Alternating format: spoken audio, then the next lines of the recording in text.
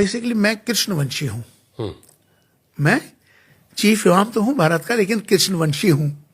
मुझे गर्व है बताते में, फख्र है मुझे बताते में, मैं कृष्णवंशी। बहुत बड़ा तबका फॉलो करता है। उन्होंने बोला कि भाई मैं राजपूत चौहान हूँ, मतलब हम हिंदू थे। हम राजपूत चौहान हैं।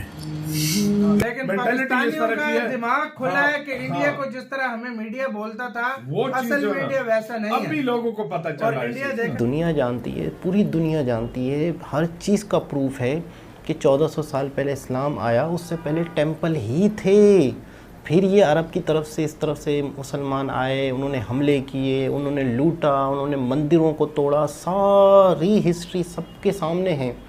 तो पहले मस्जिद तस्लीम करता हूँ कि मैं ब्राह्मण ज़ाद हूँ। अच्छा। मैं इस पे प्राउड फील करता हूँ। जब मैं छोटा था तो उस वक्त जो मैंने तारीख पढ़ी वो चंद्रगुप्त मौर्य से शुरू होती थी। ये तो बहुत बड़ी बात है, यही तो मुल्क की निशानी है। इस मुल्क पे तो गर्व महसूस होता है कि इतने मजहब हैं और इतने त्योहार होते हैं, तो लोग खुशी खुशी हर मजहब के लोग हर मामले में बहुत आगे है। पाकिस्तानियों को अब ये भी पता लग गया कि इंडिया के साथ हमारा कोई मुकाबला ही नहीं है। इंडिया में डेमोक्रेसी है, अच्छा। पाकिस्तान में एजेंटोक्रेसी है।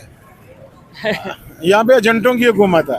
क्योंकि मौलानाओं के चक्कर में आम आवाम पिस रही है। मौलाना एक अल्फाज मुंह से निकाल देता है, लोग कटने पटने को तैयार हो जाते हैं, बेड़ा गर्क हो जाता है, हालात ख़राब कर देते हैं। जय हिंद दोस्तों मुस्लिम मौलाना अपने आप को कृष्ण प्रेमी बता रहे हैं और यह बोल रहे हैं कि मुझे गर्व है कि मेरी पीढ़ी सनातन धर्म से जुड़ी है। पीछे हिस्ट्री में जाएं, अपनी पहले नस्लों की तरफ जाएं, तो हम कोई सिख कम्युनिटी से बिलोंग करता है, कोई हिंदू कम्युनिटी से, लेकिन क्या वजह है कि मानने से इनकार किया जाता है डीएनए रिपोर्ट्स के बावजूद भी। अस्सलाम वालेकुम सर। वालेकुम, क्या हाल है? सर मैं फिट फाट, आप बताएं कैसे हैं? मैं खैरियत से। बहुत दिनों बाद आपसे मुलाकात हुई। वैसे तो आपके कॉलम्स वगैरह पढ़ते रहते हैं सर। टॉपिक ये है कि सबसे पहले ये बताइएगा, मोहम्मद बिन कासिम ये नाम है, क्या इसका मतलब अगर बोला जाए, आपसे पूछा जाए कि मोहम्मद बिन कासिम और दूसरी पर्सनैलिटी राजा दाहर, हीरो कौन है और विलन कौन है? देखिए, बात यह है कि एक हीरो और विलन वो होते हैं जो हिस्टोरियन लिख देते हैं। ठीक है। जो उस दौर का हिस्टोरियन लिख देता है, मौरख लिख देता है, वो डेफिनेटली जो पुरानी तारीख होती है, जो सेहत की तारीख होती है, वो हमेशा दरबारी मौरख लिखता है। ठीक है। जब दरबारी मौरख तारीख लिखता है तो वो फिर दरबार की हमायत में लिखता है। तो डेफिनेटली जिन्होंने उस वक्त तारीख लिखी, उन्होंने फातेह की तारीख ही लिखनी थी। मफ्तू की तो नहीं लिखनी थी, जिसे शिकस्त हो गई थी उसकी तो नहीं लिखनी थी। बिल्कुल। तो उन्होंने मोहम्मद बिन कासिम के बारे में जो था वो लिखा सारा कुछ। ठीक हो गया। मगर यहाँ पे क्वेश्चन ये आ जाता है कि मोहम्मद बिन कासिम अरबों का हिस्सा था।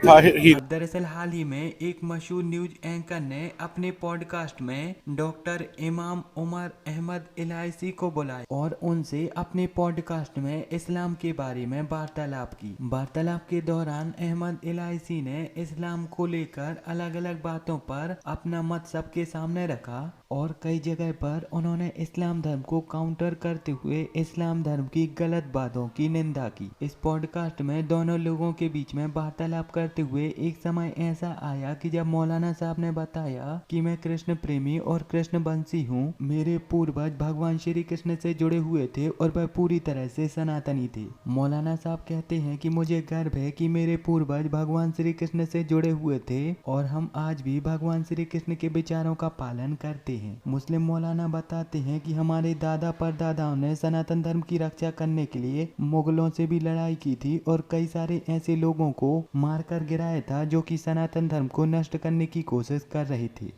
कि पूरी दुनिया जानती है, पूरी दुनिया जानती है, हर चीज़ का प्रूफ है कि 1400 साल पहले इस्लाम आया, उससे पहले टेंपल ही थे। फिर ये अरब की तरफ से, इस तरफ से मुसलमान आए, उन्होंने हमले किए, उन्होंने लूटा, उन्होंने मंदिरों को तोड़ा, सारी हिस्ट्री सबके सामने है। तो पहले मस्जिद कैसे हो सकती है जब सब मानते हैं, हम मानते हैं, हम सारे वाक़यात हमारे सामने हैं। 1400 साल पहले इस पूरी दुनिया से इस्लाम ख़त्म हो चुका था, तो फिर हम कैसे मान सकते हैं? और अगर किसी की मस्जिद है, मंदिर है, अगर वो उस मस्जिद में अपनी प्रे करते हैं तो इसमें क्या हर्ज है? और उससे पहले अगर वो मस्जिद टेंपल ही था, फिर हम कैसे कह सकते हैं कि नहीं पहले मस्जिद थी? और दूसरी चीज़ मैं आपको बिल्कुल सच बताऊं, मस्जिदें बहुत हैं, मस्जिदें भरी पड़ी हैं। क्या उन मस्जिदों में जगह कम है? क्या आपको दूसरी मस्जिद चाहिए खून खराबा करके? जो मस्जिदें हैं वहाँ तो जाओ, जो कुरान में लिखा हुआ है, जो अच्छी बातें लिखी हुई हैं उन पे अमल तो करो, पहले इंसान तो बन के दिखाओ। हम मस्जिदें बनाने के लिए अपने आप को एक जान कुर्बान करने को तैयार हैं, दूसरों को मारने को तैयार हैं। जो मस्जिद बनी पड़ी है वो खाली पड़ी है, क्या वहाँ पर जगह कम पड़ रही है प्रे करने के लिए? आप ये तो सोचें, कॉमन सेंस की बात है। हम यूँ समझ लें कि इखलाकी तौर पे हमें पता ही नहीं है हम कर क्या रहे हैं। मैं तो ये समझता हूँ कि मौलानाओं के चक्कर में आम आवाम पिस रही है। मौलाना एक अल्फाज मुंह से निकाल देता है, लोग कटने पटने को तैयार हो जाते हैं, बेड़ा गर्क हो जाता है, हालात ख़राब कर देते हैं। जब ये चाहें कुछ भी कर सकते हैं मज़हब के नाम पे। मज़हब के नाम पे लोग इश्तियाल में आ जाते हैं, जज्बाती हो जाते हैं, आपे से बाहर हो जाते हैं, कुछ भी करने को तैयार हो जाते हैं। मैं तो अक्सर कहता हूँ हम मस्जिद की खातिर लड़ रहे होते हैं, क्या हमारी मस्जिदें भर चुकी हैं? क्या हमारी मस्जिदों में जगह नहीं है? हमें जगह की ज़रूरत है। मस्जिदें खाली पड़ी हैं, प्रे करने वाले, इबादत करने वाले हैं ही नहीं। उन्होंने कभी मस्जिद का रुख ही नहीं किया होगा। मस्जिद बनाने के लिए मंदिर को तोड़ने के लिए चल पड़ेंगे कि इससे हम जन्नत में चले जाएंगे, इससे हमें बड़ा सवाब मिलेगा। ऐसा कहीं नहीं लिखा है, ऐसा कोई लॉजिक नहीं है। जो उसूल हैं, जो कानून हैं, आप उन पे अमल करें। जो हमारे लॉज हैं इस्लाम के, उन कि शादी करने में कोई हर्ज नहीं है, कोई किसी के धर्म पे बात ही ना करे। भाई अगर हिंदू से बात की है या हिंदू लड़की से मुसलमान है कि अपनी इबादत करो और क्या, तुम्हें साथ रहना है एक दूसरे के। रहो यार, तो हमारी पसंद है, अपनी जो करते करो। लेकिन इस मौलाना ने ये भी बात बोली कि भाई अगर जिस तरह आप देखो कॉमन मैन थे अपने अब्दुल कलाम सर, बिल्कुल उनके दिल में कट्टरपंथी नहीं थी, बिल्कुल दबा नहीं था कोई। कि मतलब एक धर्म को लेके कट्टरपंथी उनके दिल में। उनको देखो प्रेसिडेंट बनाया, उनको पूरे देश ने प्यार दिया कि हाँ सबके लिए एक जैसा सोचते हैं। अगर मैं मुस्लिम हूँ या मैं हिंदू हूँ, अगर मैं हिंदुओं के लिए सिर्फ सोचता हूँ मैं हिंदू हूँ, तो मुझे हिंदुओं को ही ज्यादा वोट मिलेगा, मुस्लिम्स का कम मिलेगा। मुस्लिम बोलेंगे भाई ये हमारे बारे में सोचता नहीं है, तो भाई हिंदू के बारे में सोचा, मुसलमान है, कट्टर होगा। सही बात। अगर आप दरमियान में रह के काम करोगे, पूरे इंडिया को एक साथ लेके, सारे धर्मों को एक साथ लेके चलोगे, बेशक आप मुसलमान ही क्यों नहीं, बिल्कुल मैं कहता हूँ पूरा इंडिया आपके पीछे चलेगा। मोदी जी ने यही पॉलिसी इख्तियार की थी, सबको साथ लेके चलें। तो अंदाजा लगाओ, प्राइम मिनिस्टर बने। मोदी जी की ये पॉलिसी सबसे टॉप क्लास रही है इंडिया के अंदर। हिंदुओं को भी लेके साथ चलते तो, और मुसलमानों को भी, और धर्मों को भी साथ लेके चलते हैं। यही पॉलिसी उनकी। अब ऐसी इतना कामयाब क्यों नहीं हुआ?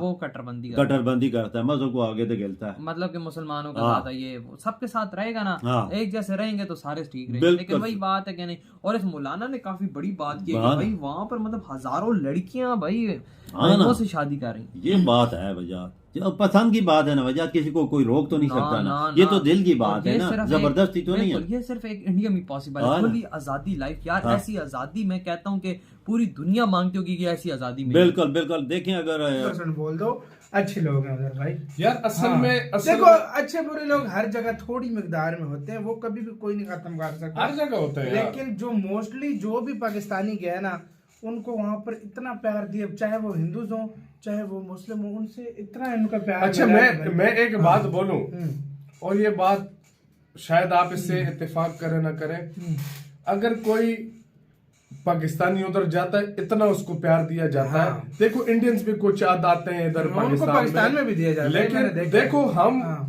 इधर के लोग भले कहें, हम लोग जो है ना इंडिया के ये मतलब आपको पता है वो लोग जबानी बातें बहुत करते हैं, लेकिन जब वो यहाँ पर आ जाए जो उनको प्यार दिया जाता है ना, वो ये सब गिले शिकवे दूर हो जाते हैं। उसकी क्या वजह? मीडिया। हमें सच बताऊं आपको, बचपन से हम सुनते आ रहे हैं कि ये था वो था, ये लोगों के माइंड और लोगों के माइंड कब ठीक हुए? लोगों के माइंड इन 3-4 सालों में ठीक हुए, जब से सोशल मीडिया पाकिस्तान में हर जगह फैला है ना, तो इंडिया के बारे में लोगों के माइंड थोड़े, देखो मैं सबका नहीं कहता, बुरे लोग भी होंगे जो सोचते भी नहीं है, उनका लेकिन पाकिस्तानियों का दिमाग खुला है कि इंडिया को जिस तरह हमें मीडिया बोलता था, वो असल मीडिया वैसा नहीं है। अभी लोगों को पता चला। और इंडिया देखा जाए हर मामले में बहुत आगे है। पाकिस्तानियों को अब ये भी पता लग गया कि